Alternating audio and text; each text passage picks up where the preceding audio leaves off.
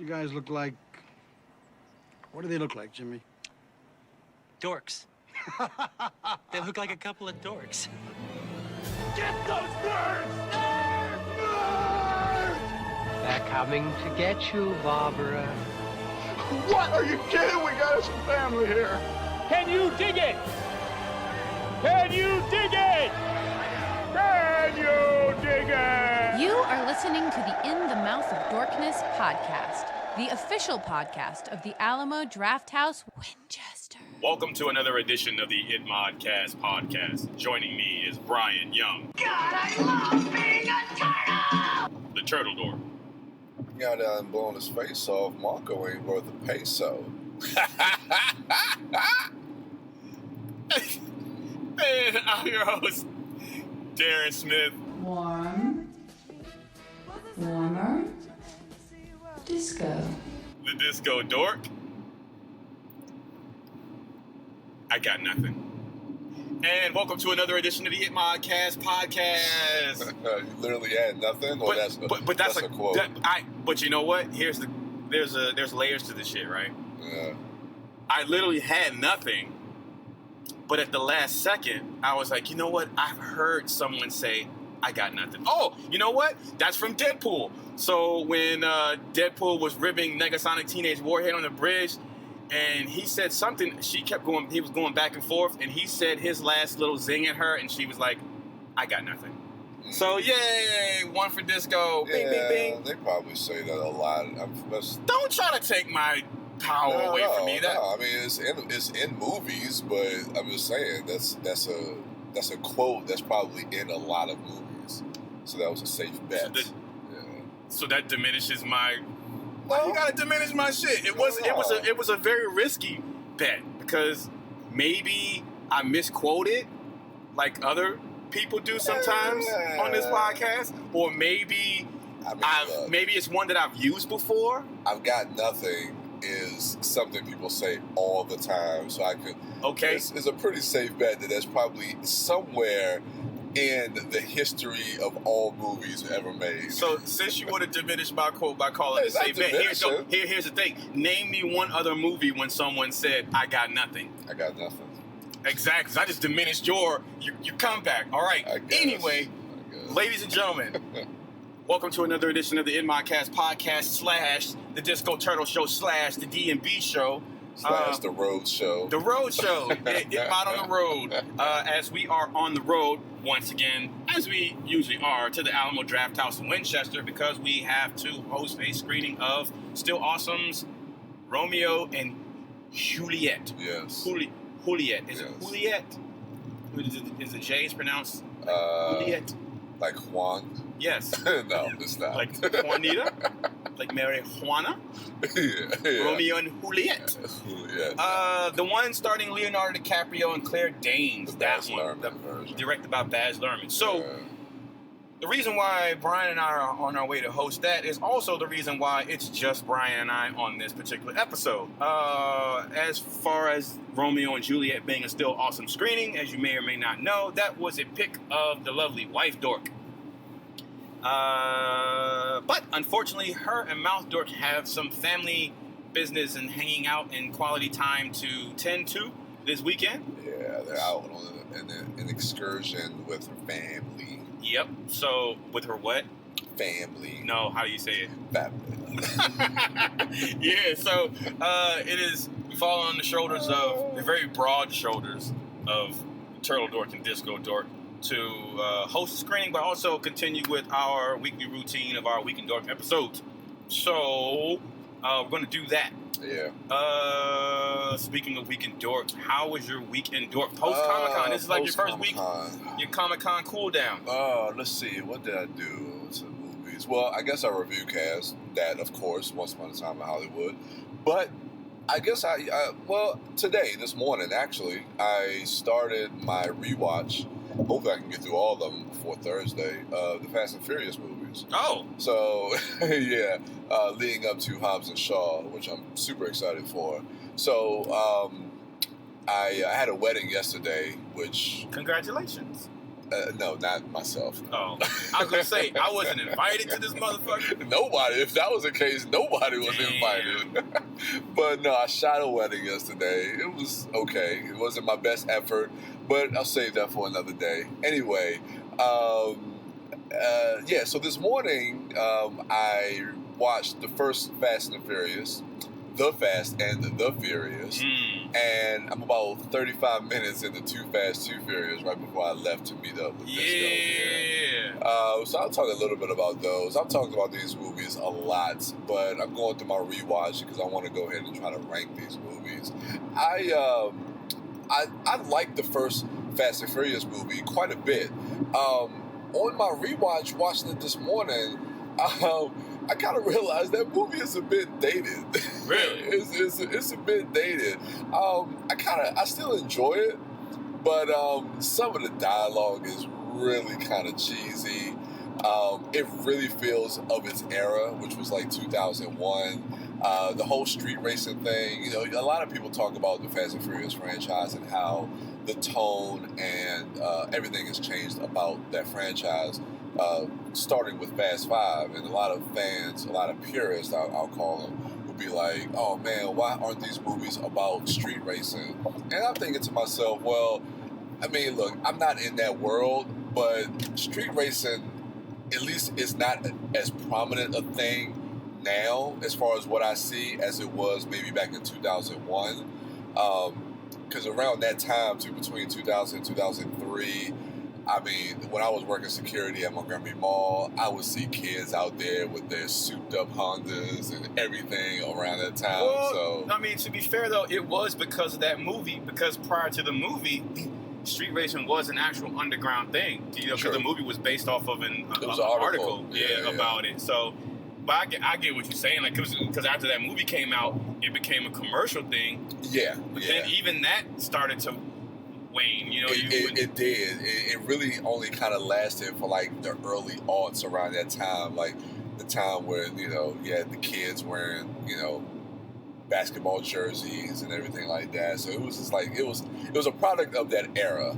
So it's so funny for me to hear a lot of people talk about make these movies what they were supposed to be, when if these movies literally were about street racing now, these movies would have been dead in the water. They had to change. They had to make that shift. The same way Mission Impossible had to kind of change things up, Fast and Furious had to do the same thing. I think they What do you think about if they make the movies like they were in the era, if they made them like a period piece, made it not take place in 2019, but in 2002 or 3? You could possibly do that, but I mean... Is it too soon? Are we not far enough removed? I mean, you're starting to see...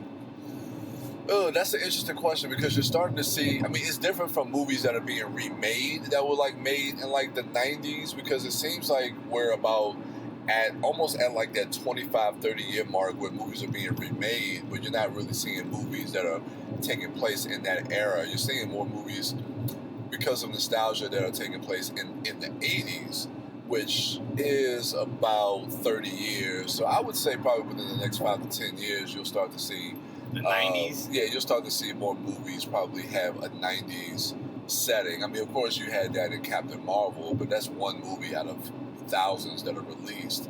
And I mean, I've already talked about my opinions about Captain Marvel. But with that being said, I don't think that the setting of Captain Marvel had anything to do with you know, why I was kind of lukewarm on that movie.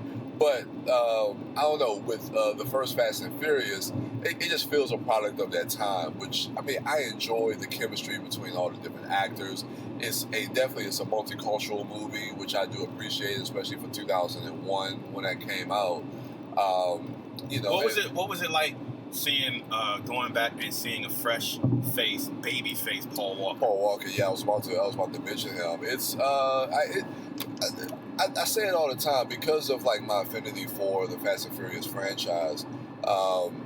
Like Paul Walker, that death kind of hit me pretty hard, and to see him that young, knowing that he's no longer with us, it's just like, man, it's heartbreaking. It's heartbreaking to see because, I mean, granted, you know, he may not have been the greatest thespian actor, particularly in that franchise, but he brought something to that character. He brought something to that franchise, and especially as we got further into the Fast and Furious franchise. Paul Walker can never be accused of phoning any performance in, whether it be something like Into the Blue, Fast and Furious, or Running Scared. Like, he never, I don't know, he always, you could tell, like, he took his job seriously. He gave a shit. Yeah. No, and it's true. And I mean, and you could see how much he brought to the character of Brian O'Connor as those movies, especially when we get into the fourth movie, Fast Five, and the other films, how important he was to that franchise, and particularly for me, in the last, I think that's one of the reasons why I feel like my excitement has kind of dwindled for this franchise, because that eighth movie, outside of it just being a bad movie, I mean, his presence really for me was missed in that. They're going to Too Fast and Too Furious. That movie is all cheese, all ham. It is so corny, but I love it. I was about to say, but you know what, though? Dude, it's kind of great. Dude, like, the thing about Too Fast, and rest in peace, John Singleton, he directed that movie, and I'm not going to talk bad about anything in his filmography, even though, like, I do think this movie is kind of corny, but I honestly think he intentionally tried to make that movie that way, because Paul Walker and Tyrese are like a married couple. They had the most fun making that movie, I think. Dude, you can tell. They are like an old married couple. And I'm looking at, like, I'm 35 minutes into the movie, and I'm listening to some of their dialogue and their banter back and forth, and it is hilarious. It is hilarious. And you're right. You can see they are just having a ball with that movie. You know what? I would argue, and I know to Fast and Furious purists or whatever, it's going to be blasphemous, but I would argue Brian and Rome have a better chemistry and interaction than Brian and Dom. No, oh yeah. I mean, the movie really focuses on the Brian-Dom relationship and really tries to solidify that relationship and really tries to make that the emotional crux of... You mean Brian and Rome? No, Dom. I mean, as far as throughout the whole franchise, like the movies really is trying to like solidify or really try to make that the crux. But you're right, as far as like actual chemistry, I think Brian and Rome have better chemistry together. You even see that in Fast Five when they get reunited. But you know what I think that was, though, because if I remember correctly, Vin Diesel wasn't going to have anything to do with that franchise. So I feel like maybe at that point they were like, well, let's position Tyrese to be the new Don, the new, the new other half of this duo. Which is so funny to me, because looking at it now, in retrospect, because of where the franchise is now, looking at Too Fast, Too Furious, knowing that Vin Diesel decided not to do that movie and then coming back to it, and then the tone and everything, and you can see like how they were trying to position that franchise with that second movie, but then how they almost kind of reversed that to come right back around to where they are now. The second movie just feels so out of place. But I still have fun with that movie, though. That opening race. I was about to say the opening. My God, that shit was like, goofy. I remember 2003. I remember that year, and I remember seeing this in the movie theater. And the energy in that movie theater, you could feel the excitement. And when you hear that David Banner song come on with the Universal, I was just about to say, with the Universal logo, like even like when I turn it on today and you hear that beat come in, you can't help but to and it just brings a smile to my face. I was like, yo, I will always have an affinity and a soft spot for this movie, and it has a special place in my heart, in my life, because I saw it, and this was 2004, like right after, but when I was in Afghanistan, like I saw it on like a bootleg disc or whatever.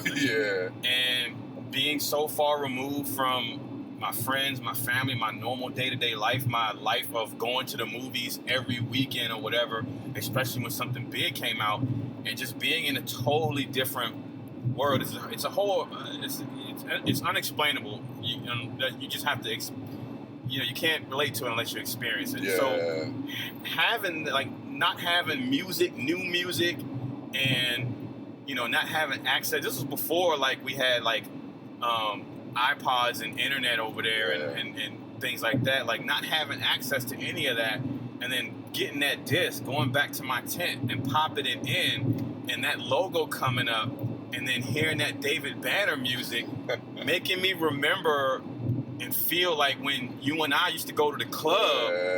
It made me feel connected to home. And it made me miss you. It made me miss Shannon. It made me miss like my life here in DC and Maryland. Remember that, and I felt it. Like I felt the warmth. I just felt like good vibes, and like that movie starts like that, and I was on board because like the positive headspace it put me in, being in that negative environment that I was in. It was almost transcendent. Like it was an escape. Like for that hour and 45 minutes, like I was taken out of that horrible place, and it was pure escapism for me at its most purest. And that's what I love about just movies in general. I mean, say what you will about Too Fast, Too Furious, and granted, I mean, I can see it for what it is, but to have, like you say, to have a movie that can be escapism like that, for you and for millions of other people who are in so many other different type of situations that may have felt the same thing, be able to hear, music cues like that for when it opens up, or to be in a packed, auditorium house and everybody, you can feel the energy because of how much the first movie was revered, and a lot of the cautious, the skepticism because Vin Diesel wasn't returning, and then like to open a movie that way, it's like, oh, okay, nah, don't worry. it's like this shit's gonna be fun. And it's to this day, it's a guilty pleasure. It's not a great movie, but for me, it's just a lot of fun. It's a lot of fun to watch. So I'm gonna try to get through the rest, but yeah, I mean, like I said, just the Fast and Furious franchise overall, I'm a huge fan of. I'm hoping that this 9th movie that's coming out next year will really try to kind of bring me back into the fold of my excitement. It's been well stated that I am not a fan of the 8th movie, and it has kind of dwindled my excitement of this franchise. But Hobbs and Shaw, which is an offshoot, which is not a side project. What's the word? Spinoff. I don't know why I couldn't think of spinoff. Spinoff of the Fast and Furious franchise. For whatever reason, that movie has me more excited than anything in the proper canon. And so that's why I'm going back to revisit these films, because I need to see where Hobbs and Shaw ranks in my complete list of Fast and Furious films. And we'll find out next week. I can't wait. Stay tuned. Can't wait. Yeah, man. So that's it? No Netflix? Nah. I haven't done any Netflix things. What about trailer reactions? There was a couple that I did when I came back. There was a lot I was trying to catch up on from Comic-Con. I mean, Comic-Con is just we talk about it all the time. It's just so hard to get a lot of stuff done. And I just get so exhausted after Comic-Con, but there was a lot of trailers that dropped. A couple that I did for the channel was Won't You Be My Neighbor. What you think about that one? I liked it. I was a little skeptical because of the documentary. So because I didn't know if telling the narrative story, if I was going to have some cynicism towards it, because I love Won't You Be My Neighbor. Yeah. But with Tom Hanks involved, A Beautiful Day in the Neighborhood looks really, really good. It got me actually choked up. I don't know, something about Mr. Rogers that, it's just the kindness and the goodness that man really just kind of, put out there in the universe. Is just something it feels like a lot of people are trying to seek. And because it just doesn't seem like we have that a lot, or we don't see it a lot. So a lot of people are yearning for that, and to see that, or to see his life and his story being told, especially now, is just something I think people, especially like myself, who are kind of yearning for certain type of things, positive things in life. I really look forward to that. Man, when they were on the subway at the end and everybody started singing that song. I know. Like the police officers, everybody was on there. I was like, oh man, that shit. So good. Jojo Rabbit, I did a reaction what you to think that. about that one? Looks good, man. It definitely has a Wes Anderson feel to it, which I like. I love Taika Waititi. We literally just saw him because of Thor: Love and Thunder, and I'm excited to see him get back to some smaller stuff after Ragnarok, because I don't want big budget Hollywood to kind of just steal him away. If he can kind of jump back and forth with kind of doing the kind of these indie passion projects where you can still hear his voice, and you can hear his voice even in Thor Ragnarok. I'm not saying that you can't, but it's just something different that we get from him, because I love Hunt for the Wilderpeople, and What We Do in the Shadows I thought was a really, really good movie, especially the more I think about it. But Jojo Rabbit, of course, it's an anti-hate satire and poking fun at Nazis and Hitler. And I was like, if anybody could really poke fun at Hitler, Taika Waititi can do it. And it looks like it's going to be a movie that has all his signature humor. It's going to have the heart in there as well. Great cast. You have Sam Rockwell, Scarlett Johansson, Steve Merchant, Rebel Wilson. So it looks like you're definitely going to get that Kiwi humor that I definitely enjoyed in Hunt for the Wilderpeople. So yeah, man. I mean, in Taika we trust, man. Like, that dude is really building his own voice in cinema, and I'm enjoying that. I did a couple of other ones. What else did I do? What else came out? Oh yeah. Zombieland 2 and Gemini Man. Yeah, so I did reactions to those. So all 4 of those are up on the channel right now. Gemini Man, I'll get into that one first a little bit. I dig it, man. Like, the first trailer was a little bit more somber, like a little bit more meditative, like introspective, like getting more into like the psyche. And what I liked about the first trailer of Gemini Man is like it felt like it was told from the perspective of the clone of the younger Will Smith, which is called Junior, the 25-year-old version of him. And I thought that was interesting, knowing that he is a clone, but we're seeing this through his perspective, and him not realizing what he is. And then this one is a little bit more action-packed.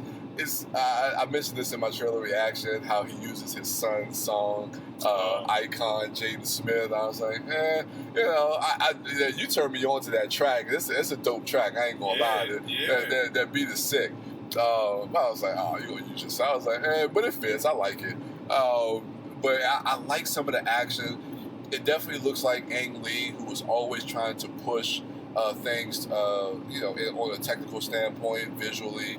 He's that way, the same way James Cameron is. So he's playing around with the 48 frames per second, and so I think that is going. Now, I don't know. This is an interesting conversation to have. Now, The Hobbit, I only saw one movie with 48 frames per second, and I think it was like the first Hobbit movie. And that works when you're watching a movie, say, at home. That it's a little bit jarring, but to see it like when you're in a dark auditorium on the big screen, it's a little jarring to me to watch a movie in that way. But even with that being said, I think what Ang Lee is trying to do is really trying to put you into the movie, because it takes away that artificiality where, especially in 3D, if you watch it at 48 frames per second, it's really going to feel like you're watching something happening right before your eyes. Yeah. So, I don't know. I think it's interesting that I think that there's something that movie viewers, they're going to have to train movie viewers to view movies in that way. Now, I don't think enough movies are being shot and projected in that way to really have to train our eyes to constantly have to do that. So it does feel jarring. I don't know if I'll see Gemini Man at 48 frames per second, but you can definitely see Ang Lee is playing around with that. Well, I will say, while there's still going to be a large part of the population who don't want to see it in that way, or would not prefer it, or see it in that frame rate, the 48, and not like it. Yeah. I will say, though, with the advent of the introduction of, like, refresh rate and smooth motion feature on home televisions, and that the quote-unquote soap opera effect, a lot of televisions you know, a lot of high definition televisions come with that feature turned on. Yeah. And most people don't know how to turn it off. So they don't even know that it's an option to turn it off. So a lot of people have inadvertently and maybe unknowingly been training themselves to see and watch movies, programs, and television in higher frame rates than 24 frames per second. So, and you know, the HD TV life cycle has already gotten into like 4K, and 4K now they're having 8K televisions about to come out towards the end of this year. So it's been a while. It's been a while that these alternative frame rates have been introduced into the consumer base, to the public, out into the wild.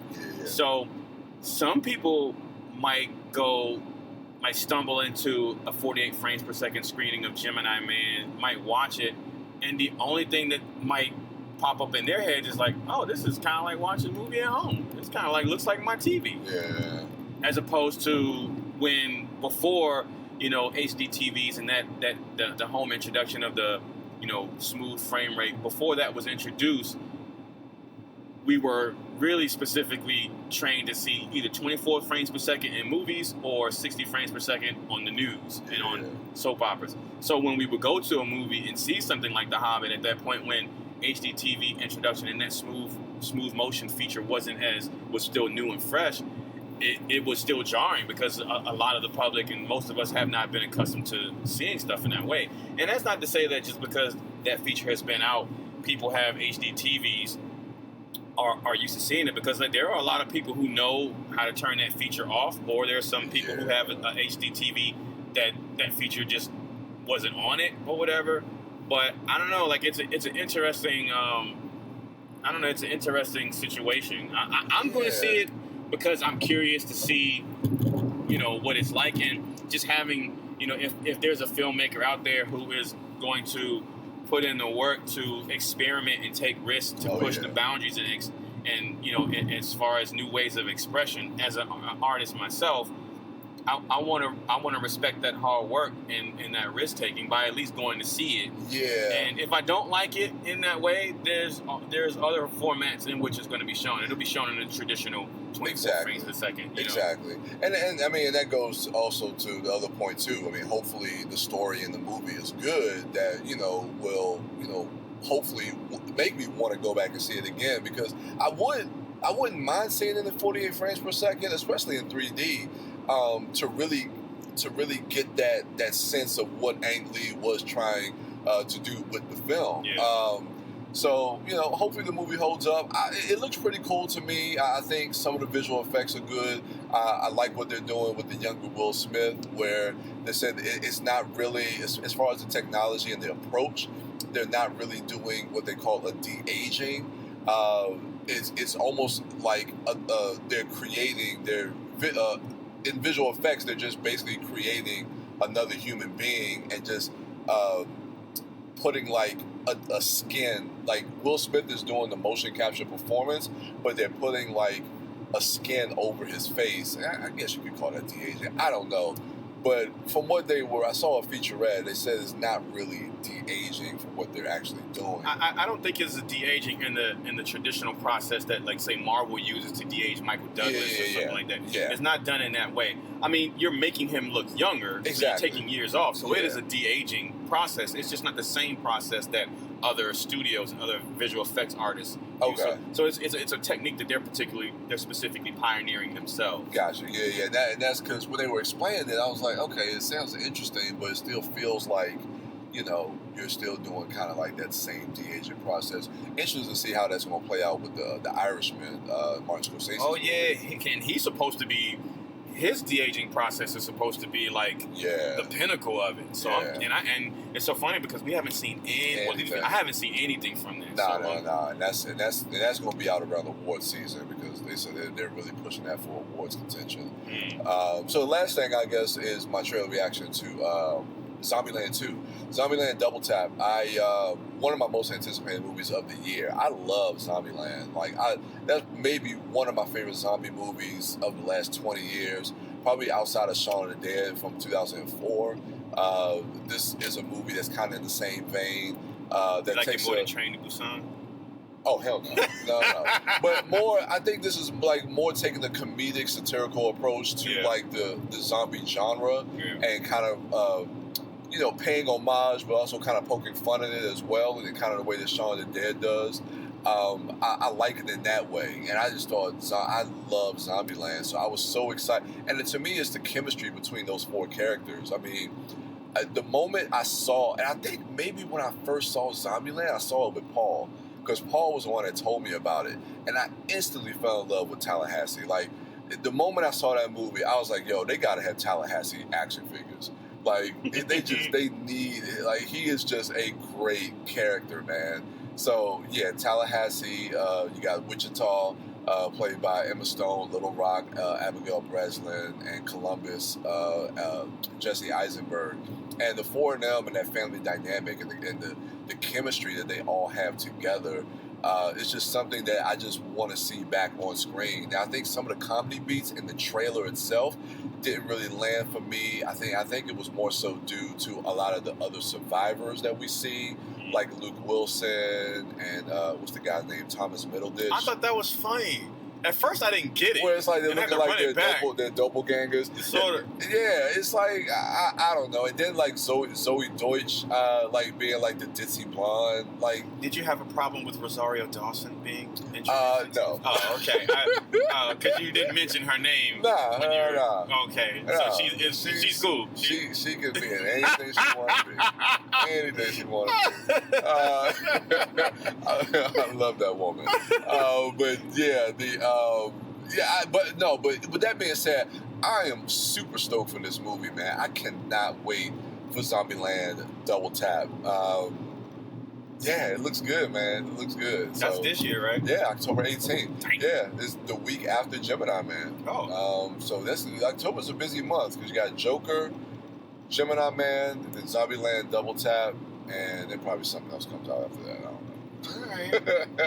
But yeah, and of course, I just watched other trailers from Comic-Con, The Witcher, Blue Warriors, because we talked about that a little bit. Yeah, I saw a scene with Blue Warriors, all right. a hallway scene. Yeah? Yeah. Okay. I'll check the show out. All right. I'll see it. Yeah. I'll report. I'll report back. All right. Yeah. Just confirm my suspicions. You mean? You can confirm my suspicions. Yeah. Okay. Pretty much. Go ahead. Run that recon for me. Report back. You're right. The enemy's up ahead. Okay. All right, man. Really, all I've been doing this week, as far as my decompressions, I did go see Once Upon a Time. I was about to say in Mexico again, but Once Upon a Time in Hollywood. I feel like you saw Lion King. I did. I haven't watched it yet. I'm gonna try to catch it this week. And you know what? Like I mentioned to you before, like it's sort of the similar situation of Aladdin. Like, wasn't really looking forward to going to see Aladdin. Actually, the only reason why I was going to see it initially was because that was going to be our review cast, and you all were like, "Oh, you have to go see it. You got to review it." That's right. So I was like, "Okay, man." But I went in there, no expectations, but not really having any motivation to watch it, but coming out like entertained. Like while I was watching that movie, I wasn't looking at my clock. I wasn't regretting watching the film. And that was the same way with Lion King, and I'm not beholden to the original Lion King. Do you remember the original one though? Even I know you say you're not the biggest fan of the animated, but do you remember that? As I was watching this one, because from my understanding, this one is just like almost like a shot-for-shot remake. So as I was watching this one, I was like, oh, okay, I do remember this happening in the cartoon. But then also watching it, I was like, is this all that happens in the movie?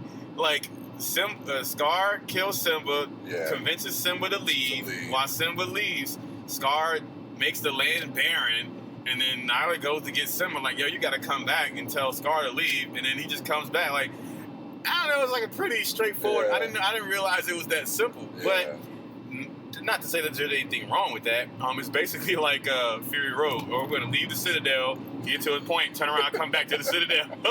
So I see what you did, George Miller. But like I had no beef with the movie. Like, it was fine. Like the musical numbers though, like I've heard mixed things about yeah, those. and I can see those complaints. I like, it's cool hearing Childish Gambino, aka Donald Glover, get to flex his vocals. Beyonce doing her thing. That's just Beyonce. Like, so it's nothing special about that. I mean, sorry, Bayhive, don't come for me. She's special. Her singing is special, but I'm just saying it's like it's not new to me, right? But I would say like the one thing that did stick out, and this is from someone who's not even a huge I don't even say huge. I'm not even like a Lion King fan, period. Yeah. But Chiwetel Ejiofor, right? He voices Scar, and he's great, especially like in the latter half of that movie. Once you get used to seeing a live, quote unquote live version, a realistic version of Scar. Yeah. The song number, the Be Prepared. Okay. I will say like it kind of fell flat compared to like I don't even remember the animated sequence to Be Prepared that much, but I remember the feeling of the vocals and Jeremy Irons, like be prepared, like how grand and how boisterous and loud like that got. Like this version didn't do that, and also not necessarily just the singing, but like when he is singing, because it's a realistic lion, there's no exaggerated movements to complement like how hammy like Jeremy Irons is throwing on the Scar when he's singing, and how malevolent and vicious and conniving he's being, and how like when you animate you can accentuate the voice actors his performance, his vocal performance. You can accentuate that vocal performance by drawing the lion, his movements being a reflection of the particular drawl of how someone is enunciating words, or its inflection and tone of voice. You can contort the face and make the eyes like really big and yellow. I do remember like Scar's eyes being like really big and yellow, and that's just a testament to like the impression like the animation can give you, right? Seeing it. But with a if you're going live action, you have boundaries as far as like facial movement and the contortion of the faces, and how big a mouth, a smile, or a snarl can be, like how wide the eyes can be, because you're trying to stay within the realms of reality. Yeah. And so when he's doing that number, it's like you watching a lion at the zoo hop from one area of the enclosure, a stone, to like another. Well, he's looking at you, but he's not doing anything flamboyant or exaggerated as the cartoons were. So that adds a flair of theatrics to that scene in the animated version, and I feel like you don't particularly have in this live action version. And again, I mean, I feel like that just comes with, it's one of the sacrifices that comes with choosing to do a live action or realistic version of it, a realistic take on it. But like other than that, like I thought everything else was fine. Like I don't feel like it does a disservice, or it tarnishes the original, which is actually a remake of a Japanese cartoon. But I don't feel like it does anything to tarnish the legacy of the original Disney Lion King. If you don't like the new one, the original, if you own it, it's still on your shelf. Exactly. It still works. It's still the same movie. So it doesn't. I don't know. I feel like it's fine. I don't see what all the hubbub is about. Just the blasphemy of the live action film. Like it's fine. It exists. Like and there were fans, and that was one cool thing about watching it was like there were fans of the original Disney Lion King in the auditorium, and they were responding to the familiar beats. They were responding to familiar scenes and moments from the animated film and seeing it in live action, and it was like a positive response. So I got enjoyment out of that.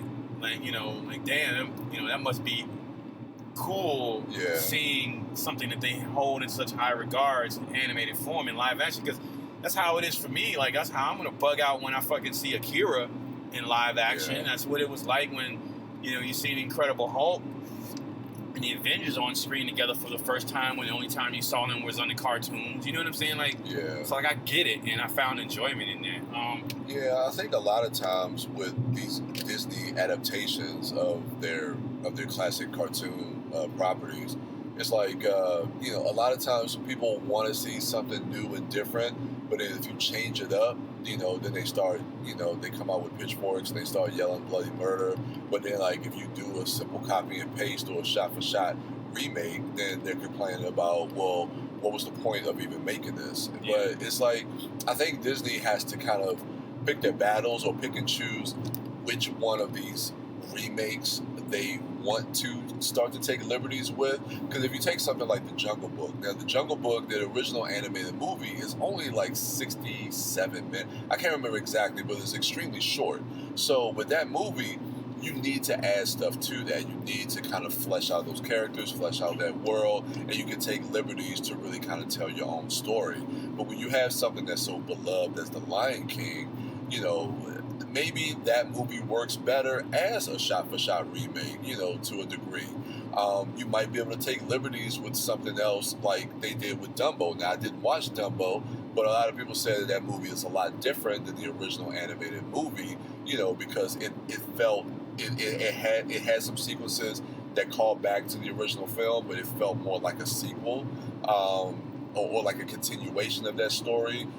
More than like a remake, and same way of like Alice in Wonderland. So they have so many of these different properties, but I think they really need to kind of pick and choose like how they want to approach making a lot of these live action adaptations. Do you want to just do a direct shot for shot, or do you want to take some liberties? Now I think with certain stories, they can take liberties with those characters and be able to do different type of different takes on those. I think at the end of the day, with every story they do, they can take liberties because like I said, like the live action movie does not erase the original movie from existence. No, like, if you doesn't. don't want to watch it, don't watch it. Go watch the original. Like it's not, but people are still gonna, you know. they can do that. That's fine. I mean, and they're gonna do that regardless right. of whatever Disney does. Right. But, so. you know.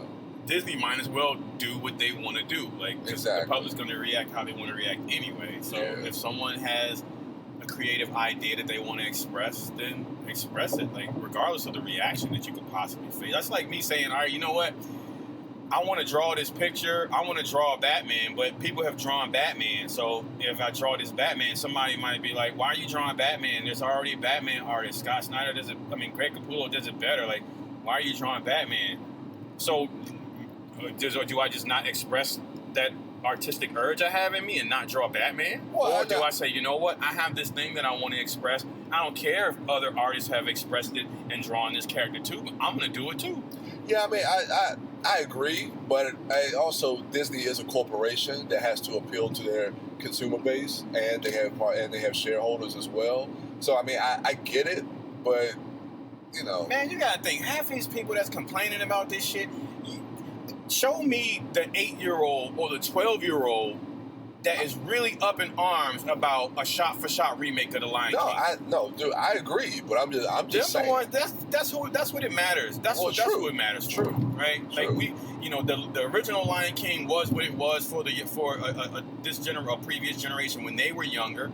So afford that same opportunity to another generation of young people to have make-believe. And the thing is like, regardless of what we say or what other hot takes you hear in print or on YouTube or whatever, the movie was going to make money regardless. Yeah. If it was a shot-for-shot remake or if it was a completely different film, people were going to go see this movie regardless. I mean, the name itself was going to sell the movie. It doesn't matter. All the hot takes or whatever people are saying, or the criticisms or the Rotten Tomatoes score, whatever the case is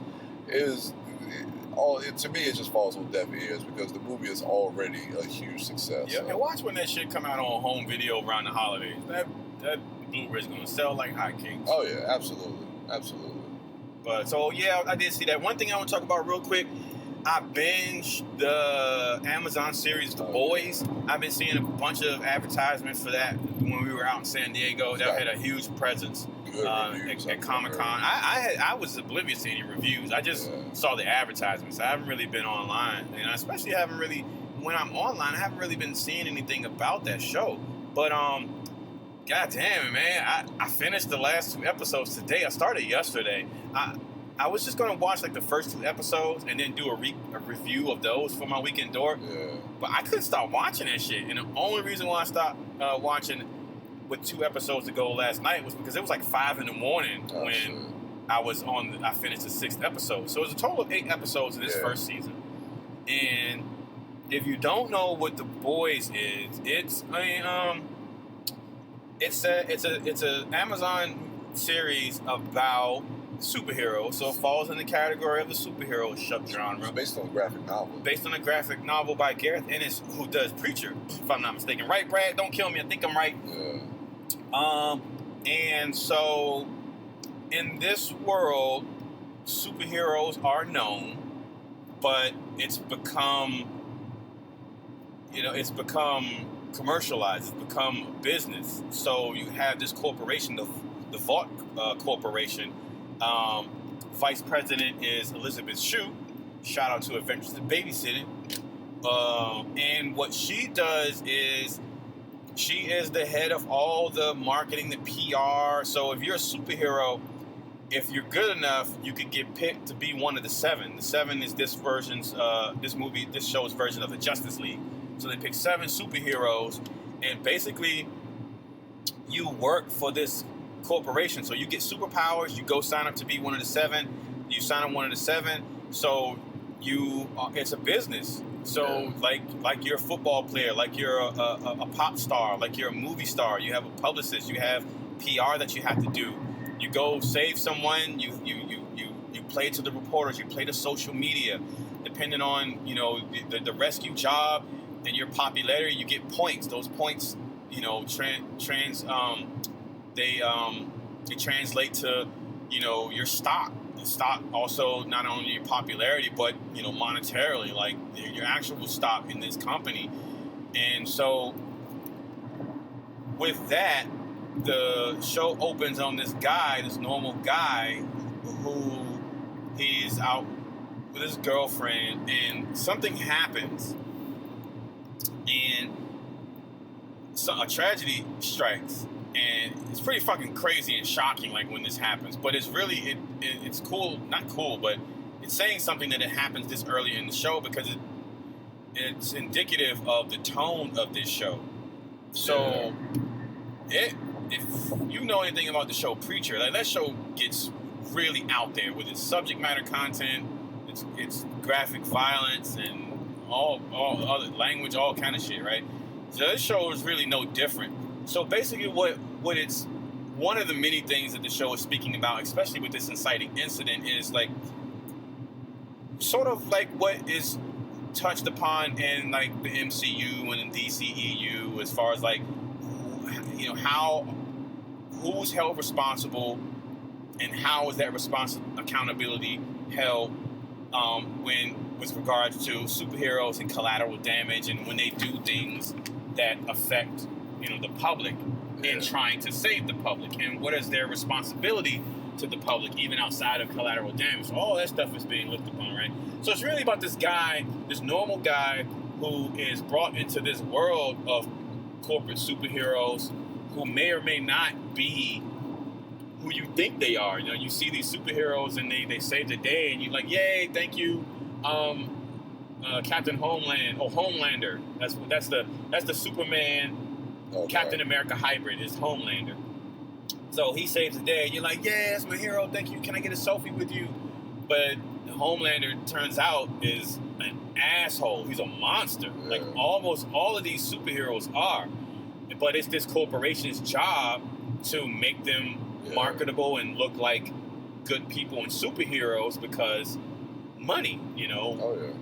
And how that plays into the long game of Elizabeth Shue's character, what was it, like Hillstead or Hill? I forgot her last name. But anyway, it's very interesting. Like, there are a bunch of bad people, and by bad people, I don't just mean like the superheroes. Like, majority of the people, actually everyone in the show, is in a moral gray area.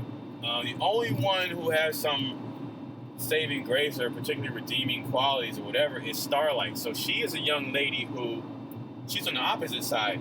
She is a super, and so the people with superpowers in this universe are known as supes. They're called supes.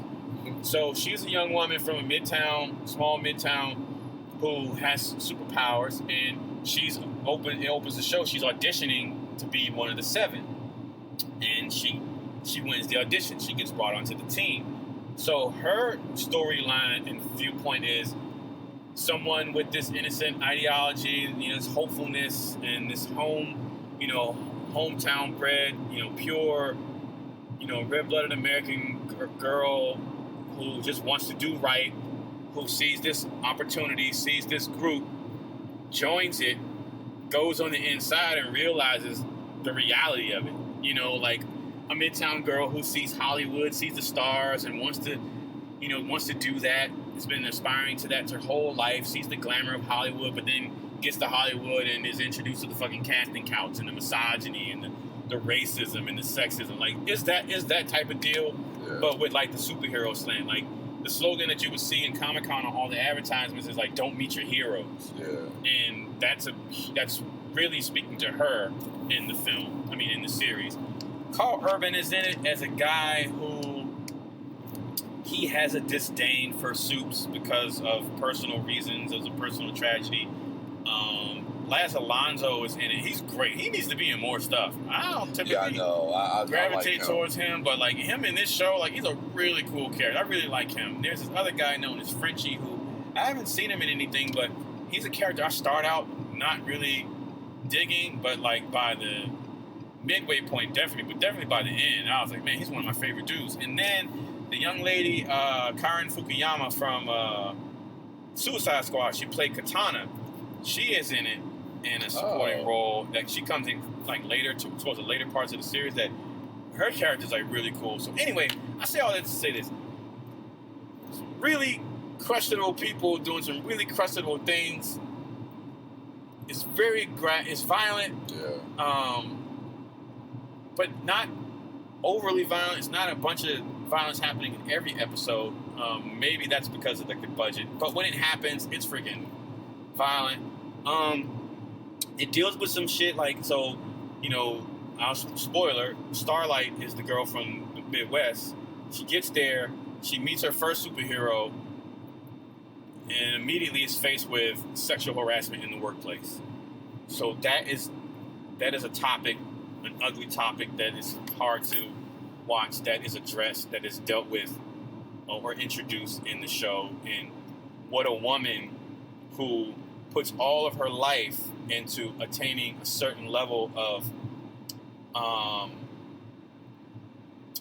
job success, works, goes to school, does everything she needs to do to get to a certain place successfully in life, to get a certain position, and then she gets there. Maybe it's someone who loves Apple or loves whatever field. In all your life you see. So you hold that job, you hold the people in that job in such high regards, and then you get there, all your hard work, all that effort, all your dreams, all your passion, all that is crushed because some man doesn't see you as a professional, doesn't see you as an equal, doesn't even see you as a human being, but sees you as an object, pulls his dick out and shoves it in your face, and then when you call him on it, says, well, because I am in the position of power that I am, if you want to succeed here, you kind of got to roll with the punches. Yeah. And like how fucked up that is. And that's going to maybe triggering to some people, and it's maybe hard to watch to a lot of people, which it should be because it's wrong. But I feel like it's something that needs to be shown and seen because it's something that happens, and a lot of people don't want to acknowledge it. Yeah. A lot of people work someplace with someone that does things like this and don't want to acknowledge it. But if this is you, if this is someone you work around, then you need to acknowledge it. You need to look at it. You need to confront its ugliness, and then you do something about it and stop letting this shit happen if it's happening around you because it's fucked up.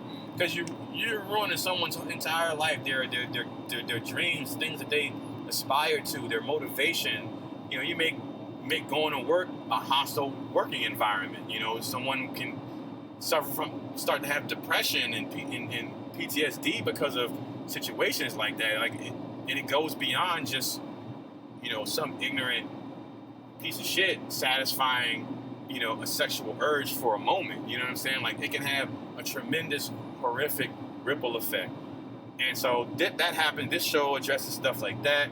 And so, I don't know, like I said, so I say all that to say there's things in this show that could be hard to watch, but performances are freaking great. I haven't seen a show like this, especially like using the superhero subgenre as, you know, a skeleton and a canvas to tell this particular type of story. It looks great. It doesn't really look like a TV show for the most part. Just the colors, the way that it's shot, and things like that. And the way that it ends, I was like, holy shit. Like, it ends on a really good cliffhanger that makes me extremely excited and curious to see what the next season will hold, if there's going to be a next season. I don't know if season 2 has been announced or whatever, but I hope so, because I would very much like to see where this story goes. So yeah, if you have Amazon Prime and you've seen it in your queue, or you've seen it when you log in and you haven't checked it out, if this kind of thing sounds like it could be your bag, I would say it's worth checking out. But yeah, that's been my week in Dork. When we come back from the break, we are going to do our review cast for Quentin Tarantino's 9th film. He has clarified and made it official that Kill Bill 1 and 2 count as one film in his filmography, in his eyes. So this will be his 9th film. Once Upon a Time in Hollywood, starring Leonardo DiCaprio, Brad Pitt, and I'm going to end there because the list goes on and on and on and on, and we can bring those names up when we review it, but I'm not going to sit here and prolong this outro with the list of people who are in this film, because everyone wants to work with Tarantino, well, just about everyone, or a lot of people, and a lot of people are in this film. So when we come back from the break, our review cast for Once Upon a Time in Hollywood. Hey, this is Liz from People I Think Are Cool, a bi-weekly podcast where I interview my favorite creatives from across the globe. If you're looking for a dose of creative inspiration, then go to peopleithinkarecool.com or subscribe to People I Think Are Cool on iTunes and Stitcher. You like film, from cult to classic, from blockbuster to B-movies. And there just isn't that one place with all the fan fervor and passion that's covering the kind of mad, diverse brilliance that you love. Well, that's where you're wrong. AfterMovieDiner.com is that fan-built movie nirvana just for you, featuring the sweet, sweet writings of the wife dork herself. AfterMovieDiner.com. Go there. Be the best you can be. And we are back, ladies and gentlemen. Tarantino has released his 9th film, Once Upon a Time in Hollywood. It released, was it in Cannes that it first released? I think they had, the world premiere. World premiere in Cannes, and there was a lot of conversation about the film coming out of that film festival. Quentin Tarantino is my favorite living director, so I was already excited way back when this film was announced. Saw the trailer, got even more excited. Then sitting in the theater waiting for that movie to start, I became extremely pumped to watch this film. And Tarantino films, the first watches are always experiences, because even when you see a trailer, you don't really know what to expect. I will say that the trailer for Tarantino's films, that's how you should cut trailers for all films. You know, you show who's going to be in it, you set a mood and a tone, but you don't give anything away about the film, because you can watch the trailers for this movie and you still won't know what it's about. And I appreciate that. I appreciate the mystery around that. And I came out of this movie, I enjoyed the film. I don't know actually I do know where I rated in the rest of Tarantino's filmography, but I'll save it for the end of this review. But let's get into it. Like, you want to do the good, the bad, the ugly? I think Tarantino would appreciate that, being a fan of spaghetti westerns, which is also, there's a nod and an ode to that in this movie. So let's do like the good, the bad, the ugly. Like, what's your good for Once Upon a Time in Hollywood? There's actually a lot of good that I like in this movie. I mean, I think the thing about Tarantino that I like is his love and his love affair for film and filmmaking. If you look throughout his whole filmography, and I just rewatched all his films leading up to Once Upon a Time in Hollywood, there's always either a conversation or some type of reference, or the film itself is about film or filmmaking or storytelling or some old show. I mean, every single movie, even movies that predate, predate the era of film, like Django and Hateful Eight. I think Hateful Eight is maybe the only movie where he doesn't actually have a conversation or a reference to film and storytelling. Nah, there's a story being told in the Hateful Eight when he tells, what's his name, the story about his son. There's a story of the Lincoln Letter. There's storytelling going on in all of his films. In Django Unchained, when the story of Brunhilde. Yeah, that's what I was saying. So Django, So, but basically, I'm just saying he's there's a love affair that he has with filmmaking and storytelling and stuff like that. That I love seeing him always drop those little things in there, especially in Glorious Bastards. I mean that whole movie is basically a love letter to cinema, really.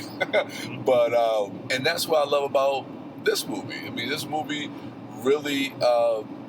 Is you can see Tarantino really letting people know, like, oh, I'm just looking at what they're building over here. I think another hotel. Oh, wow. Maybe. Nice. We just got up here to the Alamo.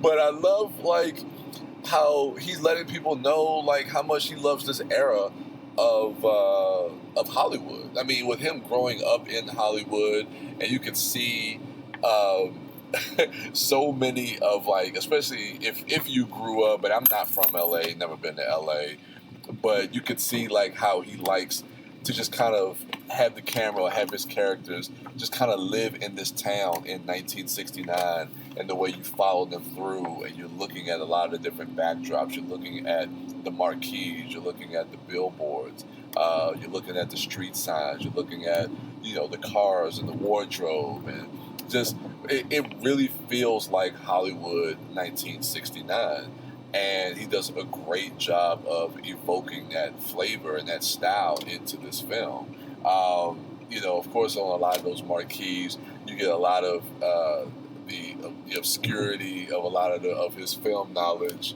of stuff that I've never heard of, but it's just like, yeah, okay, Quinn, we know your film knowledge is vast.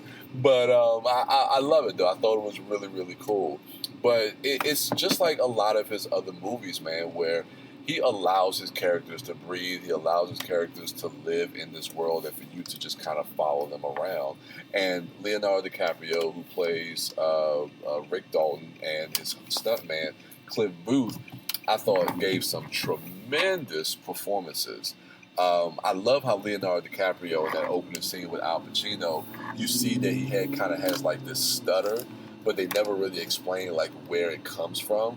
And I like that Tarantino does that in his stories as well. He does that in Pulp Fiction, not letting you know what's in the briefcase, things of that nature, where you're always asking these questions, and like Brad Pitt, because Kurt Russell mentioned something about he killed his wife. And they do a little cutaway to that moment where it happens, but then they cut away from that. So we never really know the real incident that happens. And I like how Tarantino always kind of leaves those nuggets hanging. I don't know. It's to me, I find that to be kind of brilliant storytelling. But, I thought the performances were really good. Brad Pitt as the stuntman, I thought he actually shoulders a lot of the movie, especially in the second act, especially when we get to that ranch. He does a phenomenal job in the movie. Margot Robbie, well, we'll get to some of my criticisms, but I thought she was pretty good and pretty well cast as Sharon Tate.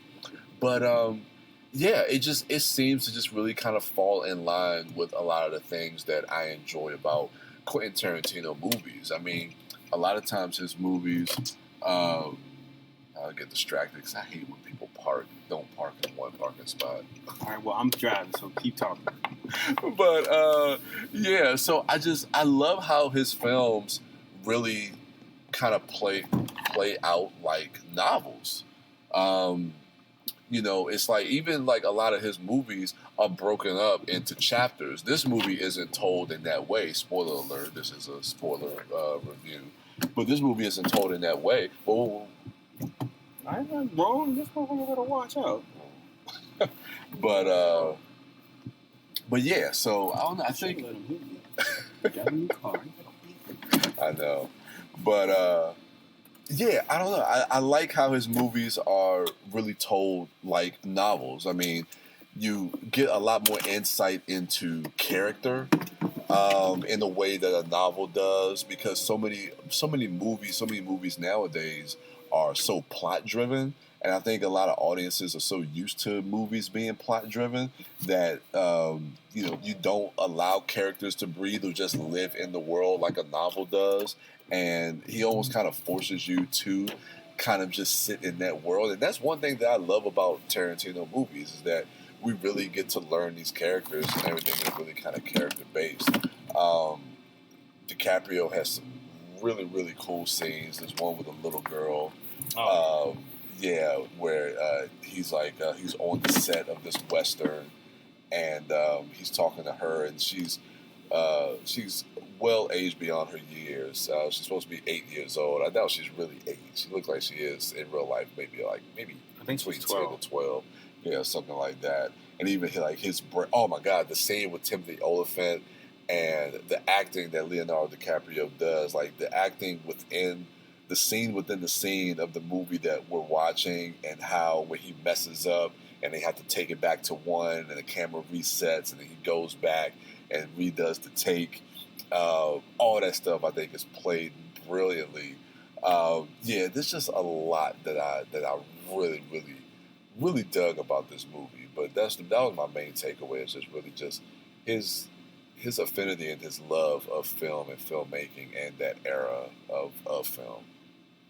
Okay. Yeah. For my good, like you said, like the performances, I thought Leonardo DiCaprio and Brad Pitt were great. Actually, everyone in this film was great. You know, when you work with someone like Quentin Tarantino as an actor, you can just tell that everyone feels obligated to bring their A game, right? You know, they feel like they understand that they're working with a director of the highest caliber, and so they want to showcase their own particular talent for acting at the highest level. So you never get a sense that anyone is off or slumming it, because you got to understand that Quentin Tarantino's probably not going to have that shit anyway. Yeah. Everyone was really good in the film. I like another good is, you mentioned like the sequence when Brad Pitt goes to the ranch. Yeah. That has got to be one of the most stressful scenes for me. Oh, really? I thought something bad was going to happen to him. Because everything up to that point with that character and how they established him, like, made me really like that character. Like, I really like Cliff. And so I was like, man, the way that it was shot and the way that it was edited, it just felt like shit was about to go sideways. It definitely had an eerie vibe to it, especially as he was walking up to the house to go see Bruce Dern's character, George. Yeah, so I was like, oh my God, someone here is going to kill him. Because they kept telling him not to go up there, and it just felt like the movie was just making you fall in love with this guy, and then like Tarantino was going to come out of left field and bam. Because you got to think, up to this point, there's been no violence in the movie.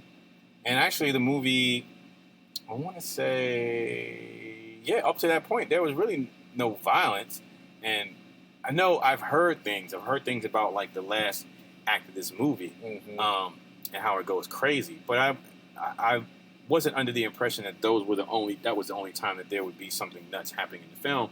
And I just felt like, man, something bad's going to happen. But just the way that he was able to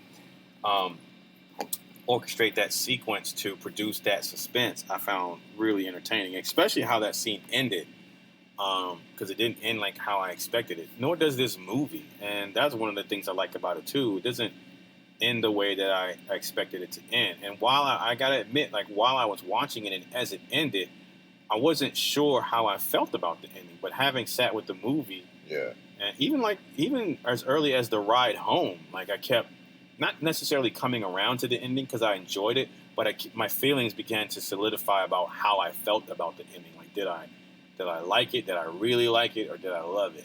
And at this point, like, I have to say I really like it because I've only seen the movie once, and I feel like I need to see it again because a lot of my viewing was tinged upon the fact that I didn't know what to expect. So when things happen and it didn't happen the way that I expected, then that kind of played into how I felt about what happened. So now that I know what to expect and know what happens, I can go and watch the movie again in a different context, and I almost certainly will feel differently about it because that has happened before. Like with Death Proof, like when I first saw Death Proof, I don't know that I necessarily loved Death Proof. I just liked it, right?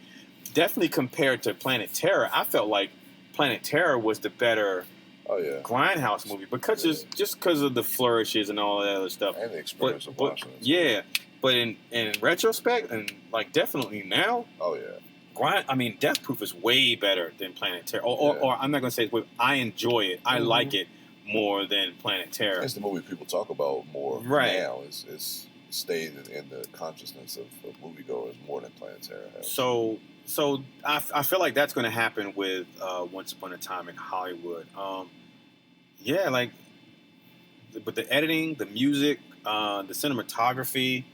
I love the scene with Margot Robbie as Sharon Tate, like when she goes to the movie theater to watch herself in the Wrecking Crew. Yeah, it's like a day in the life of, and just to kind of follow her around. I thought that was pretty cool. You do that between all three of the characters on that particular day. Yeah, and I liked seeing her experience the audience experience her film and her getting joy from that. That was really cool too. I'm trying to think like because so much happens, but then some people can argue that not really much happens. Yeah. But see, that's what I was saying. Like a lot of his movies aren't really like very plot heavy. I mean, if you look at something like Jackie Brown, that may be his most plot driven type of film. But a lot of his movies, you just really just experiencing this world and just following these characters. But I mean, it's I don't know. almost I'd argue that. Like I feel like almost all of his movies are plot heavy. Like Reservoir Dogs, that's a heavy plot. It's complicated, or at very least the narrative is. Pulp Fiction, there's a lot going on in Pulp Fiction plot wise because you got all those different story threads. Inglourious Bastards, that's kind of plot heavy because you got the bastards, you got Shoshana, friggin' Django. Like he's got to get Broomhilda. He's got to infiltrate Calvin Candy.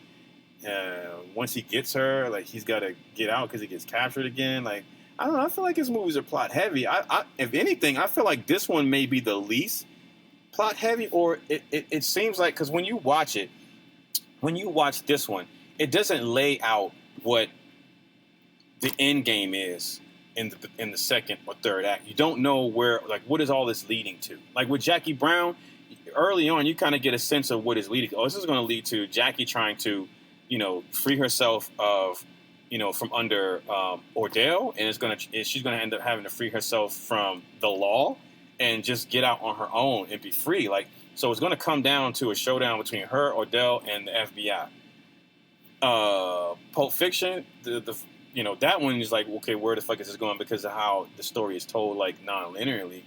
But like Reservoir Dogs is, okay, we got to figure out how the fucking heist went wrong, right? But with this one, the only thing you know or are anticipating or you think you know is Sharon Tate gets murdered. And she's in this movie. And Charles Manson, Charles Manson is in this movie. So this takes place around the Manson murder. So the only thing you could possibly take into this movie as far as plot-wise is there's a murder that's going to happen at some point, most likely at the end of this film, and Sharon Tate's going to be involved.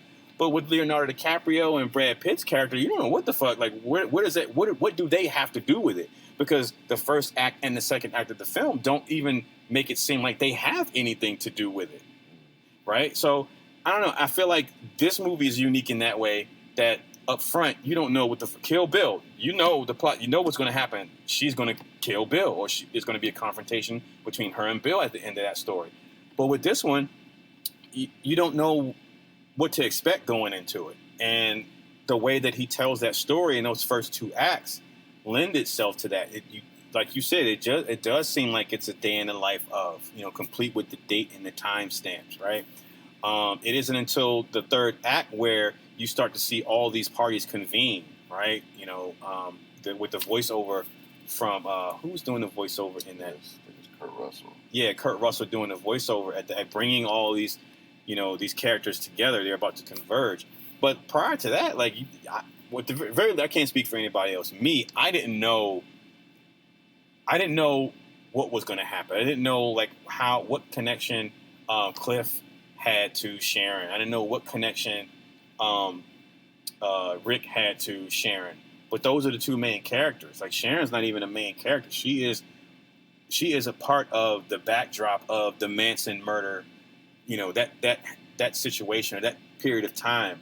She's a part of that. She's a part of the backdrop of L.A. at the time. Like, I don't even feel like she's a main character. It really is Rick and Cliff.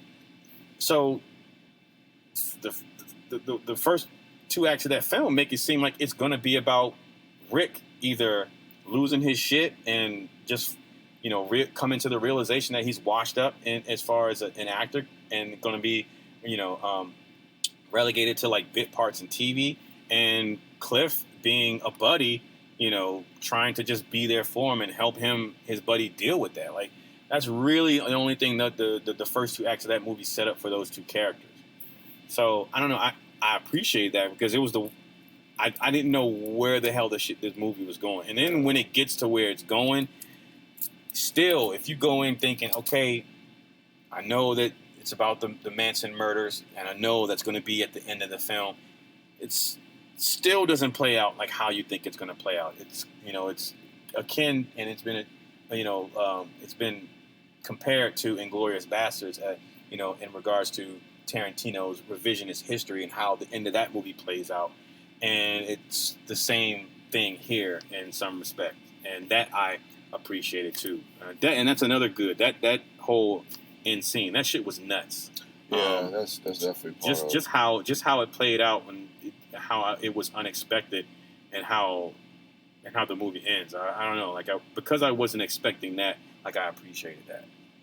Yeah, I love the 3rd act of the film. Just how the title plays into that. Where it feels kind of like a fairy tale because it is. Because unfortunately Sharon Tate didn't survive the Manson family murders, but you could definitely see how he switched it up in that 3rd act, and really is how that whole incident of what happened to Sharon Tate, how he wanted to kind of change that, and you can see and feel the aggression that Tarantino has with how that 3rd act happens. Like, he's really taking that out on the Manson family in that 3rd act because of the real events that have happened. So he figured okay, this is my chance to really just kind of take my own anger out on this cult that took away the life of this woman and the people that were in that house. And I thought that was an interesting idea to do it in that way, and to do it in a fairy tale kind of way. To kind of have that title, Once Upon a Time in Hollywood. So I don't know. I mean, there are some things that looking at some of his filmography that I had issues with. As far as the treatment of women. I mean, we don't get any N-word in this movie, which is okay, all right, Quentin, I'll give you a little applaud. There's a couple of shots of some Indians, but I don't know. It's but I guess we can get into maybe some of the bad. But I thought that ending, I really dug that. I don't know. The bad for me was just a lot of the I guess we could call them day players, but looking at people I know you'll get into Bruce Lee and the Steve McQueens and and all the other actors that populated this world really just kind of felt like window dressing, and a lot of them come in for one scene here and there. And I guess it's really, again, one of the things I did was seeing this era of Hollywood But I don't know. I mean, is his name Damian Lewis, who plays Steve McQueen. I mean, if you look at pictures of him and Steve McQueen side by side, he looks just like him. And even if he just had one scene, really, but his scene just, all it was just exposition. He was giving exposition about Sharon Tate. So it just felt like, there wasn't really a need to really have him here, just to know that he was in Hollywood at that time. The scene with Bruce Lee, which I'm sure you'll talk about, to me it kind of came off a little bit cartoony, but I kind of get what they were going for, to kind of maybe try to set up Cliff Booth's character towards the end of the movie, even though I don't feel like you necessarily needed that, but I see what the movie was trying to go for. And then you have some other characters there too, but I don't know, they just really just kind of felt like window dressing, where, I mean, on my first watch, it would have been nice to maybe see more, but maybe my second, third watch, it may fit. I mean, every person in that world this movie may is fit pushing in. 3 hours. Like, how? And there's a lot of people. So Yeah. if you see more of those people, like, what do they add to the story? That's what I'm saying. I don't know. I'm just saying. I mean, that's just one thing that I thought that we were going to get a little bit more of, So, I mean, we get other actors that are in the film, like Timothy Olyphant or Al Pacino or, Luke Perry, Dakota Fanning. But, like, all those actors, they pretty much just have one. And they have pretty meaty scenes, like Dakota Fanning. She's in it for the one scene there, but she has a pretty meaty scene there with Brad Pitt right there at the screen door. Al Pacino, I mean, he's really kind of the character that kind of sets everything in motion by telling Rick Dalton, like, look, you're an Agent Star. You need to start doing these spaghetti westerns, and if you don't do this, then your career is going to be. So, I mean, I think a lot of the actors who were actually in the film had some substance, but some of the people who were playing these real life stars of 1969, I just thought they were going to have a little bit more to do. But, I mean, again, like I said, maybe second watch, it'll work a little bit better. Again, sometimes I think the treatment of women, and even in the third act, even though that, you have the cult, you have the Manson family, and, the people that break into their house, it's Tex, who was at the ranch, and then there's 2 other girls. And, I mean, even though you get a visceral response when you see Brad Pitt, smashing her head into the thing, I'm just like, I see that a lot, especially on rewatching some of his films. I don't know. It goes back to, like, some of my issues that I have with just, like, the use of his language. Like, some of that stuff just doesn't sit well with me anymore. And a lot of the stuff where you see, like, the violence against women, like, and even though these are bad people, like, I don't know, part of me just kind of felt, I don't know. You felt bad? You felt sympathetic towards him? Yeah, and it's hard for me to say that because these are vile people that actually really kill people. You know what I'm saying? But within the film, like, I'm thinking about Tarantino. I'm thinking about some of his other movies and other things that we've seen. I'm just like, I don't know. I don't know. That's an interesting conversation, because you got to think, like, when it was announced that the Manson murders would be part of this film, or have something to do with this film, and Sharon Tate would be in this film, a lot of people were up in arms against Tarantino about that being disrespectful and blasphemous and all that. But then, like, when, then there was talks of, like, Tarantino getting the blessings from Tate family or whatever. So, like, what about the people who were affected by those Manson murders? When they see that scene of the girl getting her face smashed by Brad Pitt, what do you think, like, their response is? Do you think they have the same response as, oh man, that's a woman, that's fucked up? I mean, I don't know. I couldn't tell you. I don't know if they would have the same response. Or people who have been touched by, tragedy and things like that. I don't know. Like, I feel like for a lot of people, yeah, they're going to see that and feel uncomfortable. I mean, it's violence against another human being. I mean, so it should be uncomfortable. But then, like, I feel like there's a complexity to the shit because people are going to respond to it differently based on, like, their experiences. There's some people who have been victims of violence who would get a catharsis from what happens to that girl and that dude at the end of that movie. And there are people who maybe have not been victims. There are probably people who are victims to violence and still feel like that was too much. It's interesting, like, our response to stuff like that.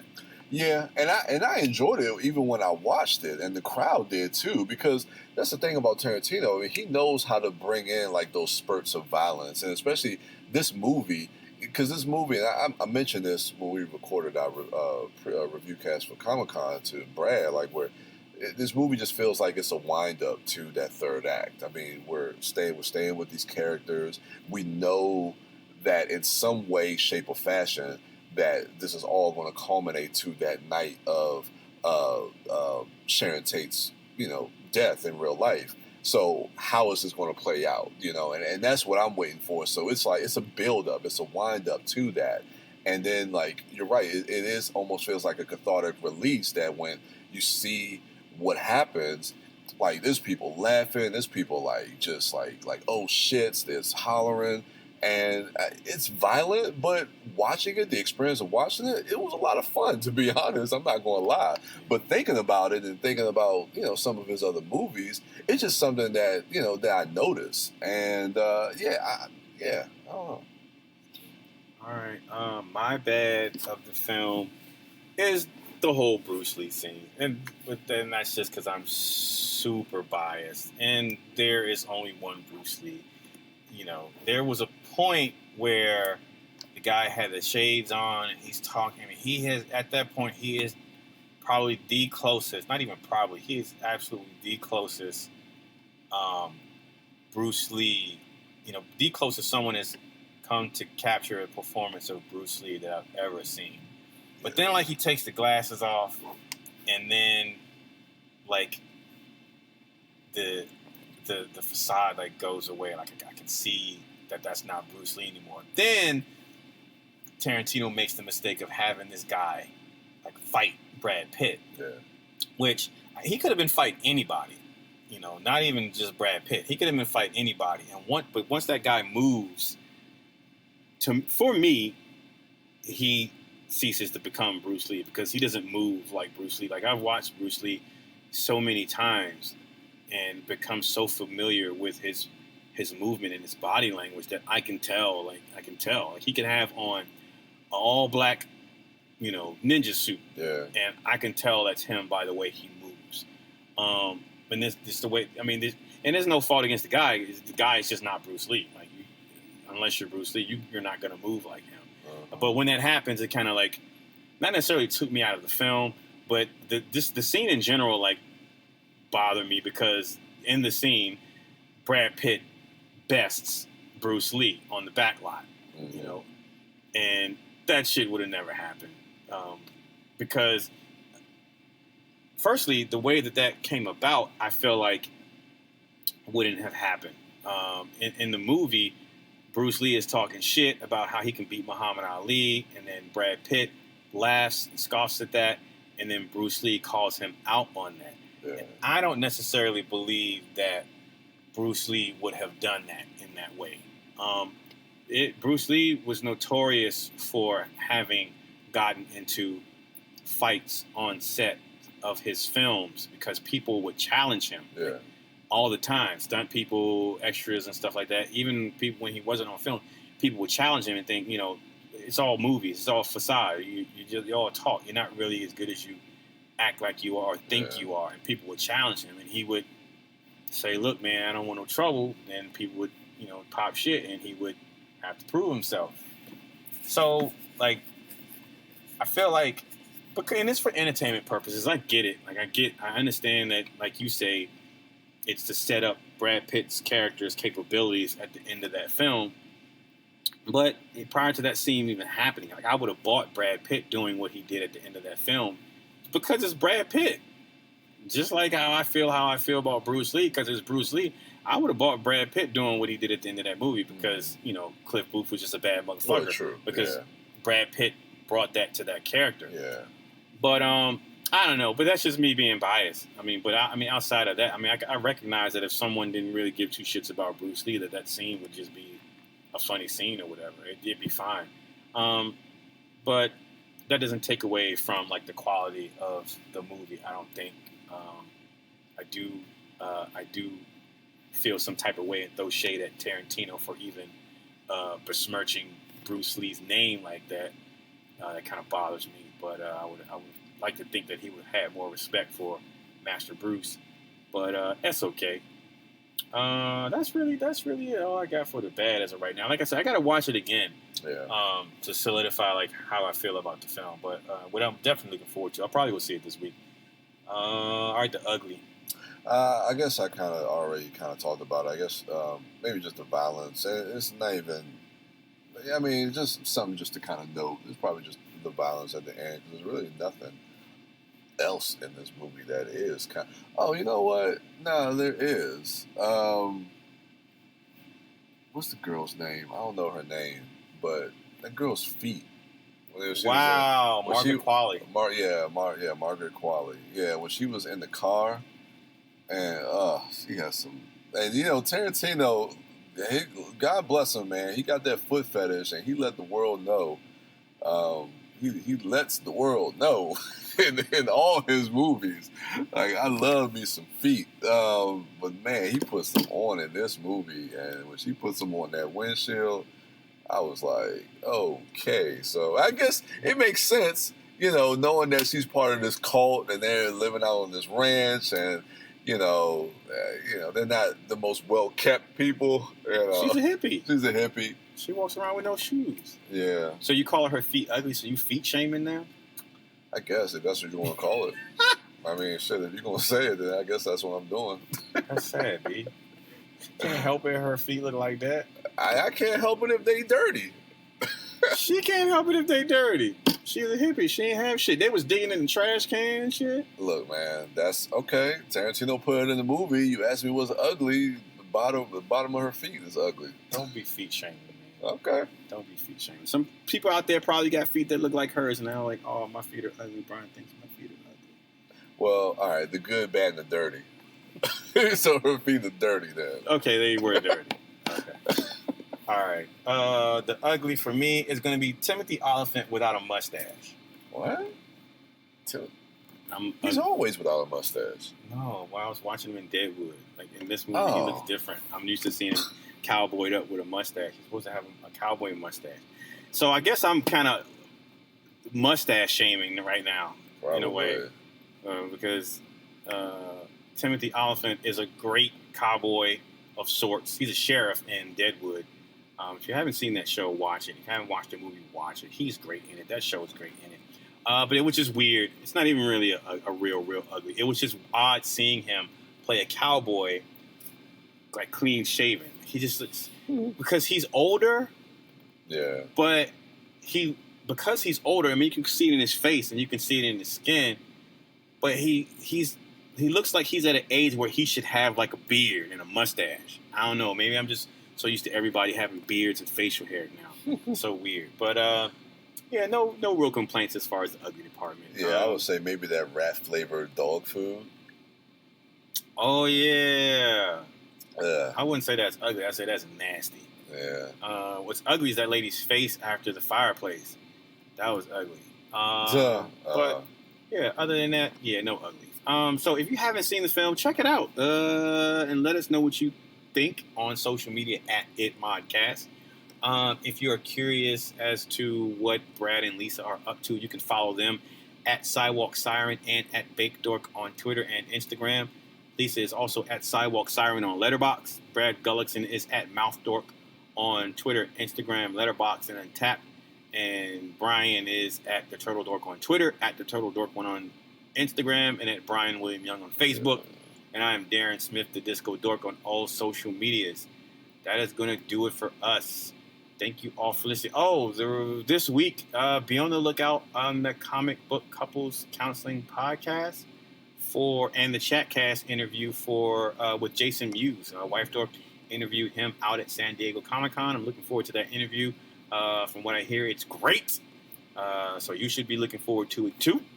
So yeah, that's going to do it for us. We're going to go in here, host Romeo and Juliet. You're going to host it. You're going to host. We're going to host Romeo and Juliet. I'm going to host it, but you're going to pass out buttons then. How about that?